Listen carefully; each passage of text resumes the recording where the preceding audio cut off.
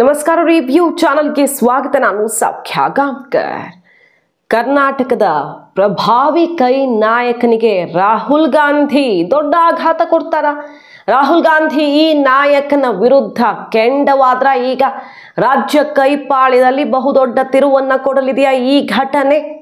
ಏನಾಗ್ತಾ ಇದೆ ಹಾಗಾದ್ರೆ ಈ ಹೊತ್ತಲ್ಲಿ ಬಿಜೆಪಿಯಿಂದ ಬಿಗ್ ಬಾಂಬ್ ಮಾಹಿತಿನ ಮುಂದೆ ಇಡ್ತಾ ಹೋಗ್ತೀವಿ. ಮಿಸ್ ಮಾಡ್ತಾರೆ ನಮ್ಮ ಚಾನಲ್ನ ಸಬ್ಸ್ಕ್ರೈಬ್ ಮಾಡಿ, ನಿಮ್ಮ ಅಭಿಪ್ರಾಯ ಕಮೆಂಟ್ ಮಾಡಿ ತಿಳಿಸಿ. ಎಸ್ ವೀಕ್ಷಕರೇ, ಕರ್ನಾಟಕ ಕಾಂಗ್ರೆಸ್ನಲ್ಲಿ ದೊಡ್ಡ ಮಟ್ಟದಲ್ಲಿ ಬೆಳವಣಿಗೆ ಆಗ್ತಾ ಇದೆ. ಸದ್ದಿಲ್ಲದೆ ಆಗ್ತಾ ಇತ್ತು, ಈಗ ಸದ್ದು ಮಾಡ್ತಾ ಇದೆ. ಓಪನ್ ಆಗಿ ಕೆಲವು ದಿನಗಳಿಂದ ಸದ್ದು ಜೋರಾಗಿದೆ. ಹೈಕಮಾಂಡು ಹೇಗೆ ಸರಿದೂಗಿಸೋದು ಅಂತ ತಲೆ ಕೆಡಿಸ್ಕೊಳ್ಳೋ ಮಟ್ಟಿಗೆ ಅಧ್ಯಕ್ಷ ಕುರ್ಚಿ, ಸಿಎಂ ಕುರ್ಚಿ ಜಟಾಪಟಿ ಪಟ್ಟು ಬಿಡದೆ ಡೆಲ್ಲಿಗೆ ಹೋಗಿ ತನ್ನ ಅಂತಿಮ ನಿರ್ಧಾರವನ್ನು ತಿಳಿಸಿ ಬಂದಿರುವ ಡಿ ಕೆ ಶಿವಕುಮಾರ್, ಬಂದ ಮೇಲೆ ಬೇರೆಯದ್ದೇ ದಾಟಿಯಲ್ಲಿ ಮಾತಾಡ್ತಿರುವ ಡಿ ಕೆ ಶಿವಕುಮಾರ್, ಇದೆಲ್ಲ ಬೆಳವಣಿಗೆ ನೋಡಿದ್ದೀವಿ. ಶತಾಯಗತಾಯ ಡಿ ಕೆ ಇಳಿಸ್ತೀವಿ, ಸಿದ್ದು ಮುಟ್ಟಿದ್ರೆ ಕೆಂಡವಾಗ್ತಾರೆ, ಭಸ್ಮವಾಗ್ತಾರೆ ಅಂತ ಸೆಡ್ ಹೊಡಿತಿರುವಂತಹ ಸಿದ್ದು ಬಣ, ಇದನ್ನೂ ಮತ್ತೊಂದು ಕಡೆ ನೋಡಿದ್ದೀವಲ್ವಾ. ಈ ಹೊತ್ತಲ್ಲಿ ಬೆಳವಣಿಗೆ ಕೈ ಮಹಾನಾಯಕನ ವಿರುದ್ಧ ಕೆಂಡವಾದ್ರ ಹಾಗಾದ್ರೆ ರಾಹುಲ್ ಗಾಂಧಿ. ಏನಿದು ಬಿಜೆಪಿ ಸಿಡಿಸ್ತಿರುವ ಬಾಂಬ್? ಮತ್ತೊಂದು ಕಡೆ ಎರಡನ್ನೂ ನಿಮ್ಮ ಮುಂದೆ ಇಡ್ತಾ ಹೋಗ್ತೀವಿ ನೋಡಿ. ಎಕ್ಸ್ಕ್ಲೂಸಿವ್ ಆಗಿ ರಿವ್ಯೂ ಎಲ್ಲರಿಗಿಂತ ಮೊದಲೇ ಈ ಸುದ್ದಿಯನ್ನು ಬಿತ್ತರಿಸಿತ್ತು. ಡಿ ಕೆ ಶಿವಕುಮಾರ್ ಅವರ ಬಾಯಲ್ಲಿ ಯೋಗಿ ಗುಣಗಾನ ಅನ್ನೋದನ್ನ ಇವತ್ತೆಲ್ಲ ಪೇಪರ್ಗಳಲ್ಲಿ ಹೆಡ್ಲೈನು ಗಮನಿಸಿರ್ತೀರಿ. ಎಲ್ಲ ಕಡೆಗಳಲ್ಲೂ ಇವತ್ತು ಡಿ ಕೆ ಶಿವಕುಮಾರ್ ಅವರ ವರಸೆ ಚೇಂಜ್ ಆಗ್ತಿರುವ ಸುದ್ದಿ ಗಮನಿಸ್ತಿದ್ದೀರಿ ನೀವು. ರಿವ್ಯೂ ನಿನ್ನೆ ಎಕ್ಸ್ಕ್ಲೂಸಿವ್ ಆಗಿ ಈ ವಿಚಾರವನ್ನು ನಿಮ್ಮ ಮುಂದೆ ಇಟ್ಟಿದೆ. ಡಿ ಕೆ ಶಿವಕುಮಾರ್ ಅವರು ಡೆಲ್ಲಿಗೆ ಹೋಗಿ ಬಂದ ಮೇಲೆ ಮಾತಾಡ್ತಿರೋ ರೀತಿ ನಂಬರ್ 1. ಹಾಗಾದ್ರೆ ನನಗೇನು ವೈಬ್ರೇಷನ್ ಇಲ್ವಾ, ಫೇಸ್ ಇಲ್ವಾ? ಯಾಕೆ ಸುಮ್ಮನೆ ಬೇರೆ ಬೇರೆ ರಾಜ್ಯಗಳಿಗೆ ಕರೀತಾರಾ? ಬೇರೆ ಯಾರಾದರೂ ಇದ್ರೆ ಅವರನ್ನು ಕರೀಲಿ ಬಿಡಿ, ನನ್ನ ನಾಯಕತ್ವದಲ್ಲೇ ಮುಂದಿನ ಚುನಾವಣೆ, ನಾಯಕತ್ವ ಅನ್ನೋದೇ ಇನ್ನೇನು ಮನೇಲಿ ಕೂರ್ಲಾ ಅನ್ನೋ ತನಕ ಸವಾಲು ಹೊಡೆದ್ರು. ಅಷ್ಟೇ ಅಲ್ಲ, ಮಹಾಕುಂಭವನ್ನ ಕಾಂಗ್ರೆಸ್ಸಿಗರು ಟೀಕಿಸ್ತಿರುವಂತಹ ಮಹಾಕುಂಭದ ವ್ಯವಸ್ಥೆ, ಮಹಾಕುಂಭದ ವಿಚಾರದಲ್ಲಿ ಬೇರೆ ಬೇರೆ ರೀತಿಯಲ್ಲಿ ಆಕ್ರೋಶ ವ್ಯಕ್ತಪಡಿಸಿದ್ದಾರೆ. ಕೆಸರಚಾರ ನಡೀತಿದೆ. ಈ ಹೊತ್ತಲ್ಲಿ ಮಹಾಕುಂಭದ ವ್ಯವಸ್ಥೆ ಬಹಳ ಚೆನ್ನಾಗಿತ್ತು. ಯೋಗಿ ಆದಿತ್ಯನಾಥ್ ಸರ್ಕಾರಕ್ಕೆ ಬಹುಪರಾಕ್, ಫುಲ್ ಮಾರ್ಕ್ಸ್. ನಾನು ಫಾಲ್ಟ್ ಹುಡ್ಕೋಕ್ ಹೋಗಲ್ಲ, ಅಲ್ಲಿ ಕಾಲ್ ತುಳಿತಾ, ಇಲ್ಲಿ ರೈಲ್ವೆ ಮತ್ತೊಂದು ಅಂತ ಫಾಲ್ಟ್ ಹುಡ್ಕೋಕ್ ಹೋಗಲ್ಲ. ಅದು ಸಣ್ಣ ವಿಷಯ ಅಲ್ಲ, ಅದನ್ನ ಅರೇಂಜ್ ಮಾಡೋದು ಸಣ್ಣ ವಿಚಾರ ಅಲ್ವೇ ಅಲ್ಲ, ತುಂಬಾ ಅಚ್ಚುಕಟ್ಟಾಗಿತ್ತು ಅಂತ ಮೆಚ್ಚಿಕೊಂಡು ಮಾತಾಡಿದ್ದು ಮಾತ್ರ ಕಾಂಗ್ರೆಸ್ಗೆ ಯಾವ ರೀತಿ ಬಟ್ಟೆಯಲ್ಲಿ ಸುತ್ತಕೊಂಡು ಹೊಡೆಯೋದಲ್ಲ, ನೇರವಾಗಿ ಹೊಡೆದಂಗೆ ಆಯ್ತು. ಅಷ್ಟು ದೊಡ್ಡ ಮುಜುಗರ. ಯಾಕಂದ್ರೆ ಅವರು ನಾರ್ಮಲ್ ಯಾರೋ ಒಬ್ಬ ಸಣ್ಣ ನಾಯಕ ಅಲ್ಲ, ಪಕ್ಷದ ಅಧ್ಯಕ್ಷ. ಕಾಂಗ್ರೆಸ್ ಗಟ್ಟಿಯಾಗಿರುವಂತಹ ರಾಜ್ಯದಲ್ಲಿ ಪಕ್ಷದ ಅಧ್ಯಕ್ಷ, ಹೈಕಮಾಂಡ್ ನಾಯಕರಿಗೆ ನಿಷ್ಠಾವಂತ ಕಾಂಗ್ರೆಸ್ಸಿಗ, ಅಂತಹ ನಾಯಕನ ಬಾಯಲ್ಲಿ ಇಂತಹ ಮಾತು ಈಗ ಹುಬ್ಬೇರಿಸುವಂತೆ ಮಾಡ್ತಲ್ವಾ.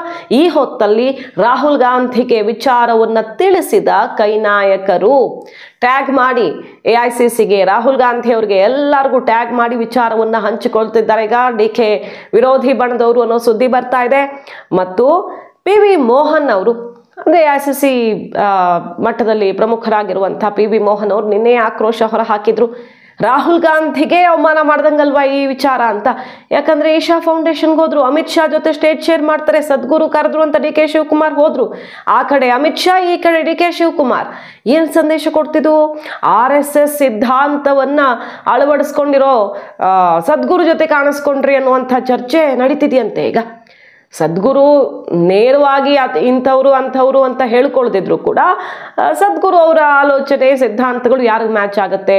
ಈಶಾ ಫೌಂಡೇಶನ್ ಆ ಕಾರ್ಯಕ್ರಮದ ಉದ್ಘಾಟನೆಗೆ ಯಾರು ಬಂದಿದ್ರು? ಮೋದಿ ಅವರು ಬಂದಿದ್ರು. ಈಗ ಅಮಿತ್ ಶಾ ಅವರಿರೋ ಟೈಮಲ್ಲೇ ಡಿ ಕೆ ಶಿವಕುಮಾರ್ ಹೋಗಿದ್ದಾರೆ. ಎಲ್ಲಕ್ಕಿಂತ ಪ್ರಮುಖವಾಗಿ ರಾಹುಲ್ ಗಾಂಧಿ ಅವ್ರನ್ನ ಹೀಯಾಳಿಸಿದ್ರು ಸದ್ಗುರು. ಅಂಥವ್ರು ಕರೆದ್ರೆ ನೀವು ಹೋಗ್ತಿರಲ್ಲ ಅಂತ ಆಕ್ರೋಶ.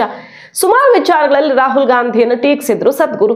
ಹಿಂದೆ ಈ ನಾರ್ತು ಸೌತು, ಏನು ದಕ್ಷಿಣ ಉತ್ತರ ಅನ್ನುವಂತಹ ವಿಚಾರದಲ್ಲಿ ಟೀಕೆ ಮಾಡಿದ್ರು. ಮತ್ತು ಸೆಷನ್ನಲ್ಲಿ ಗಲಾಟೆ, ಅದಾನಿ ಅದು ಇದು ಸಮಯ ವೇಸ್ಟ್ ಮಾಡ್ತಿದ್ದಾರೆ ಅನ್ನುವಂತಹ ವಿಷಯದಲ್ಲಿ ಹೀಯಾಳಿಸಿದ್ರು. ಇಂಥ ಒಬ್ಬ ವ್ಯಕ್ತಿ ಕರೆದ ಕಾರ್ಯಕ್ರಮಕ್ಕೆ ಹಿಂದೆ ಮುಂದೆ ಯೋಚನೆ ಮಾಡದೆ ಹೋಗಿದ್ದಾರೆ ಡಿ ಕೆ ಶಿವಕುಮಾರ್. ಇದು ಪಕ್ಷಕ್ಕೆ, ಸಿದ್ಧಾಂತಕ್ಕೆ ರಾಹುಲ್ ಗಾಂಧಿ ಅವ್ರಿಗೆ ಅವಮಾನ ಅಲ್ವಾ ಅನ್ನುವಂಥ ಆಕ್ರೋಶ ಎದ್ದಿದೆ ಪಕ್ಷದ ಒಳಗಡೆ. ಇದ್ದಕ್ಕಿದ್ದಂತೆ ಇದು ಸಿದ್ದು ಬಣದ ನಾಯಕರಿಗೆ ಡಿ ಕೆಯ ಪಕ್ಷನಿಷ್ಠೆಯನ್ನ ಪ್ರಶ್ನೆ ಮಾಡೋದಕ್ಕೆ ಸಿಕ್ಕಿರುವಂತಹ ಭರ್ಜರಿ ಅಸ್ತ್ರವಾಗಿ ಪರಿಣಮಿಸಿದೆ. ಸಿದ್ಧಾಂತದ ಜೊತೆ ಕಾಂಪ್ರಮೈಸ್ ಆಗ್ತಿದ್ದಾರೆ ಡಿ ಕೆ ಅಂತ ಮುಗಿ ಬೀಳೋದಕ್ಕೆ ಅಸ್ತ್ರವಾಗಿದೆ. ಮೊದಲನೇದಾಗಿ ಮಹಾಕುಂಭಕ್ಕೆ ಹೋದ್ರು. ಯಾವಾಗ ಹೋದ್ರು? ಮಹಾಕುಂಭಕ್ಕೆ ಹೋಗಿದ್ರೆ ದೊಡ್ಡ ವಿಚಾರ ಆಗ್ತಿರ್ಲಿಲ್ಲ.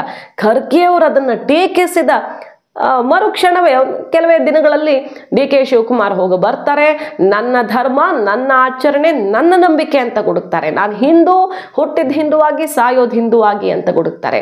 ಸೊ AICC ಅಧ್ಯಕ್ಷರಿಗೆ KPCC ಅಧ್ಯಕ್ಷರಿಂದ ಮುಖಭಂಗ ಅಂತಾನೆ ಎಲ್ಲ ಕಡೆ ಹೆಡ್ಲೈನ್ಸ್ ರಾರಾಜಿಸೋದಕ್ಕೆ ಕಾರಣ ಆಯ್ತು ಡಿ ಕೆ ಶಿವಕುಮಾರ್ ಅವರು ಈ ನಡೆ. My experience was very good. Number one, I appreciated the organization which they had done. It is a not small job. Whatever may be, ಅಷ್ಟು ಜನಕ್ಕೆ ಮಾಡಿ ಕೆಲವು ಒಂದೆರಡು ತೊಂದರೆಗಳು ಆಗ್ಬೋದು, ಟ್ರೈನ್ಗಳಲ್ಲಿ ತೊಂದರೆ ಆಗ್ಬೋದು, ಆಗಿರ್ಬೋದು. ನಾನು ಅದೆಲ್ಲ I don't like to find faults, but it is satisfaction, one satisfaction.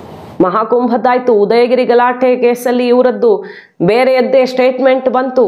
ಅದಾದ್ಮೇಲೆ ಪುಲ್ವಾಮಾ ದಾಳಿ ಫೆಬ್ರವರಿ 14ರಂದು ಅವರ ಟ್ವೀಟ್ ಇದೆಯಲ್ಲ, ಏನೋ ವರಸೆ ಚೇಂಜ್ ಆಗ್ತಿದೆಯಲ್ಲ ಅನ್ನೋ ಥರ. ಯಾಕಂದರೆ ಹುತಾತ್ಮರಿಗೆ ಗೌರವ ಅರ್ಪಿಸುವಂಥ ಟ್ವೀಟು ಯಾರು ಬೇಕಾದರೂ ಮಾಡಬಹುದು, ದೇಶಭಕ್ತರೇ ಎಲ್ಲರೂ, ಪಕ್ಷಾತೀತವಾಗಿ ಅದಕ್ಕೇನು ವಿಚಾರ ಇಲ್ಲ. ಆದರೆ ಪುಲ್ವಾಮಾ ದಾಳಿ ಅಂತ ಬಂದಾಗ ಕಾಂಗ್ರೆಸ್ಸಿಗರು ಪ್ರಶ್ನೆ ಮಾಡ್ತಾರಲ್ವಾ, ವೈಟ್ ಪೇಪರ್ ಕೊಡಿ, ರಿಲೀಸ್ ಮಾಡಿ, ಶ್ವೇತಪತ್ರ ಹೊರಡಿಸಿ ಅಂತ ಕೇಳೋ ವಿಚಾರದಲ್ಲಿ DK ಟ್ವೀಟ್ ಮಾಡಿದ್ದು ಕೂಡ ಚರ್ಚೆಗೆ ಕಾರಣ ಆಯಿತು. ಈಗ ನೋಡಿದ್ರೆ ಸದ್ಗುರುವಿನ ಜೊತೆಗೆ ಹೋಗಿ ಅಮಿತ್ ಶಾ ಇರೋ ಸಂದರ್ಭದಲ್ಲಿ ಸ್ಟೇಜ್ ಶೇರ್ ಮಾಡಿ ಬಂದಿದ್ದಾರೆ.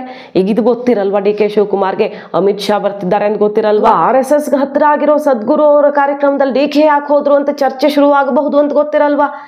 ಇಷ್ಟೆಲ್ಲ ಗೊತ್ತಿದ್ದೂ ಕೂಡ DK ಹೋಗಿದ್ದಾರೆ, ಸದ್ಗುರು ಇದೆಲ್ಲ ಗೊತ್ತಿದ್ದೂ ಕೂಡ ಈ ಸಮಯದಲ್ಲಿ ಕರೆದಿದ್ದಾರೆ. ಅಂದ್ರೆ ಇದಕ್ಕೇನೋ ಬೇರೆ ಲಿಂಕ್ ಇದೆಯಾ, ಕಾರಣ ಇದೆಯಾ ಅಂತೆಲ್ಲ ಹುಡುಕಾಡ್ತಾ ಇದ್ದಾರೆ. ಆ ಹೊತ್ತಲ್ಲಿ ಈಗ ಕೈ ಒಳಗಡೆ ಕೆಂಡ ಉಗುಳುತ್ತಿದ್ದಾರೆ DK ಶಿವಕುಮಾರ್. ರಾಹುಲ್ ಗಾಂಧಿ ಅವ್ರಿಗೆ ಅವಮಾನ ಮಾಡೋ ಕೆಲಸ ಮಾಡ್ದಂಗೆ ಆಗ್ಲಿಲ್ವಾ ಇದು? ರಾಹುಲ್ಗೆ ಅವಮಾನ ಮಾಡಿದವ್ರ ಕಾರ್ಯಕ್ರಮಕ್ಕೆ ಇವ್ರು ಯಾಕೆ ಹೋಗಿ ಕೂರ್ಬೇಕಿತ್ತು ಅನ್ನುವಂಥ ಆಕ್ರೋಶ ವ್ಯಕ್ತವಾಗ್ತಿದ್ದು, DK ಟಿಪ್ಪಣಿ ಜೊತೆಗೆ ಟ್ಯಾಗ್ ಮಾಡಿ ಈಗ DK ಶಿವಕುಮಾರ್ ಅವರೆಲ್ಲ ಶೇರ್ ಮಾಡ್ಕೊಂಡಿದ್ದಾರೆ, ಹೋಗಷ್ಟೇ ಬಂದಿಲ್ಲ. ಸದ್ಗುರು ಅವ್ರ ಜೊತೆಗಿನ ಸಮಾಲೋಚನೆ, ಆ ಕಾರ್ಯಕ್ರಮದ ದೃಶ್ಯಗಳನ್ನೆಲ್ಲ ಶೇರ್ ಮಾಡ್ಕೊಂಡಿದ್ದಾರೆ. ಈಗ ಈ ವಿಚಾರವನ್ನು ಹೈಕಮಾಂಡ್ಗೆ ತಲುಪಿಸ್ತಾ ಇದ್ದಾರೆ. ಆಲ್ರೆಡಿ ಒಂದು ಸುತ್ತು DK ವಿರುದ್ಧ ದಲಿತ ಸಚಿವರುಗಳ ಕಂಪ್ಲೇಂಟು, ದೂರು ದುಮ್ಮಾನ ಎಲ್ಲ ಆಗಿದೆ. ಈಗ ಇಂಥದ್ದೊಂದು ವಿಚಾರ ಭರ್ಜರಿ ಅಸ್ತ್ರವಾಗಿದೆ ಹೈಕಮಾಂಡ್ಗೆ ತಲುಪಿಸೋದಿಕ್ಕೆ. ಈ ಹೊತ್ತಲ್ಲಿ BJP ಒಂದು ಅಚ್ಚರಿಯ ಹೇಳಿಕೆಯನ್ನು ಇಟ್ಟಿರೋದು. ವಿಜಯೇಂದ್ರನೇ ಹೇಳ್ತಿದ್ದಾರೆ, ಇದು ಒಂದು ದೊಡ್ಡ ಬೆಳವಣಿಗೆಯ ಮುನ್ಸೂಚನೆ ಅಂತ. ಏನು ಬೆಳವಣಿಗೆ ಹಾಗಾದ್ರೆ? BJPಗೆ ಏನಾದರೂ ಲಿಂಕ್ ಸಿಕ್ಕಿದೆಯಾ, ಹಿಂಟ್ ಸಿಕ್ಕಿದೆಯಾ ಹೈಕಮಾಂಡ್ ಮಟ್ಟದಿಂದ? ಮೊದಲು ಮೋದಿ ಭೇಟಿಯಾಗಿದ್ರು, ಅದು ಯಾರಿಗೂ ಗೊತ್ತೇ ಇರಲಿಲ್ಲ, AICCಗೆ ಗೊತ್ತಿರಲಿಲ್ಲ ಅನ್ನುವಂಥ ಚರ್ಚೆಗಳಾದವು. ಈಗ ಅಮಿತ್ ಶಾ ಅವರ ಜೊತೆಗೆ ಕಾಣಿಸ್ಕೊಂಡಿದ್ದು. ಇದೆಲ್ಲ ಬೆಳವಣಿಗೆಗಳ ನಡುವೆ ವಿಜೇಂದ್ರ ಹೇಳ್ತಾ ಇದ್ದಾರೆ, ಇದು ಮುಂದಾಗುವಂಥ ಒಂದು ದೊಡ್ಡ ಬೆಳವಣಿಗೆಯ ಮುನ್ಸೂಚನೆ. ಬಹಳಷ್ಟು ಸಮಸ್ಯೆ, ಬಣಜಗಳ ಜಟಾಪಟಿಯಿಂದ ಕೈ ಮನೆ ಚೂರಾಗಿದೆ, ಮುಂದಾಗುವಂಥ ದೊಡ್ಡ ಬೆಳವಣಿಗೆಯ ಮುನ್ಸೂಚನೆ ಈಗ ಸಿಗ್ತಿರೋದು ಅಂತಿದ್ದಾರೆ ಅವರು. BJPಯಲ್ಲೇ ಜಗಳ ಜಟಾಪಟಿಯನ್ನು ಕಡಿಮೆ ಇದೆ ಅಂತಲ್ಲ, ಬಟ್ ಕೈ ಬೆಳವಣಿಗೆ ಬಗ್ಗೆ ಇಂಥದ್ದೊಂದು ಕಮೆಂಟ್ ಗಮನ ಸೆಳೀತಿದೆ. ಸೊ DK ಶಿವಕುಮಾರ್ ಈ ನಡೆ ಹೈಕಮಾಂಡ್ ಕೆಂಗಣ್ಣಿಗೆ ಗುರಿಯಾಗುವಂತ ಮಾಡುತ್ತಾ? ಇದನ್ನು ಗೆಸ್ ಮಾಡಿರ್ಲಿಲ್ವಾ DK? ಅಥವಾ ಗೆಸ್ ಮಾಡಿಯೂ ಕೂಡ ಇದಾಗಬಹುದು ಅಂತ ಗೆಸ್ ಮಾಡಿಯೂ ಕೂಡ ಸ್ಟೆಪ್ ತಗೊಂಡ್ರ? ಏನ್ ಬೇಕೋ ಆ ಮೆಸೇಜ್ ಪಾಸ್ ಆಗ್ಲಿ ಅಂತಾನೆ ನಿರ್ಧಾರ ತಗೊಂಡ್ರ? ಈ ಹೊತ್ತಲ್ಲಿ DK ಶಿವಕುಮಾರ್ ಅವರು ಯಾವುದೇ ಫಿಲ್ಟರ್ ಇಟ್ಕೊಳ್ಳದೆ ಮಾತಾಡ್ತಿರೋದು, ಅವರ ನಡೆ ಎಲ್ಲವೂ ಕೂಡ ಹಲವು ಆಯಾಮಗಳಲ್ಲಿ ಚರ್ಚೆ ಹುಟ್ಟಾಕ್ತಿರೋದು. ಮಾಹಿತಿ ನಿಮ್ಗೆ ಇಷ್ಟ ಆಗಿದ್ರೆ ಮಿಸ್ ಮಾಡಿದ್ರೆ ನಮ್ಮ ಚಾನಲ್ನ ಸಬ್ಸ್ಕ್ರೈಬ್ ಮಾಡಿ, ನಿಮ್ಮ ಅಭಿಪ್ರಾಯ ಕಮೆಂಟ್ ಮಾಡಿ ತಿಳಿಸಿ. Thank you.